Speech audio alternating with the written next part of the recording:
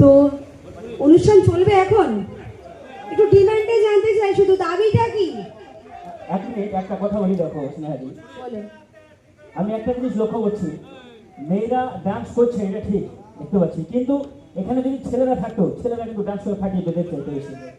Actually young generation খুব কম আছে, তাতে কি হয়েছে আমাদের সকল কমিটি আছে এখানটাতে। আরে আছে, ছেলেরা যদি ডান্স করতে বসে তো মেয়েরা পারবে না, জানে অলরেডি মেয়েরা হেরে যাবে, তার জন্য ছেলেরা ওঠেনি, একদম মেয়েরা পারবে না, জানি তো। মেয়েরা পারে না এমন কিছু নয়, সেটা দুর্গা ঠাকুরকে দেখে নিশ্চয়ই বুঝতে পারছো, এটা একদম ঠিক নয়, ঠিক জিনিস তো নাকি ডান্স করে। চলো সবাই নাচি একটু একসাথে, ধরো